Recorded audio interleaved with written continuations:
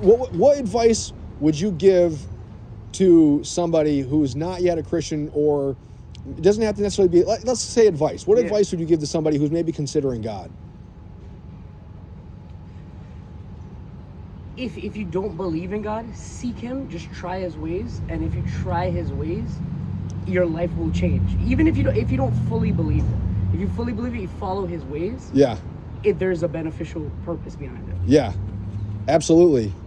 Yeah, man, I definitely think a lot of people haven't discovered God.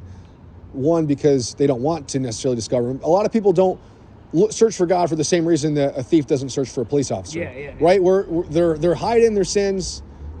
We all know that we can't hide anything from God, which is amazing to me, man, for two reasons. One, that should terrify all of us. Yeah. Someday, God's going to judge the secrets of men by Jesus Christ. So that's a frightening thing, but it also reminds me of the incredible love of God, because, man, he knows the deepest, darkest, most terrible parts of me and loves me for who I am. And I think people have the wrong idea of God. They think of God as just a vengeful God looking to strike as many people dead as he can. Exactly. And he's not, man. I mean, he's the God who came here as a man and died for us on a criminal's cross.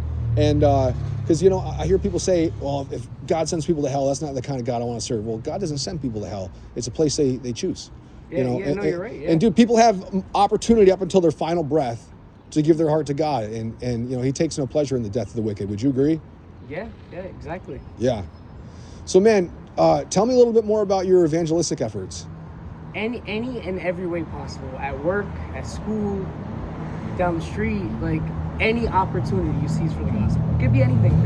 You can go paintballing, you can go play basketball, you can go play soccer. Yeah, man. It's people, because the thing is, people don't understand that they're heading to destruction, like you said. Right. Yeah. And a lot of people are living a life that where they're doing things that are hurting them, right? Yeah. And it's like they're seeking a true identity. Yeah, it's true. Yeah.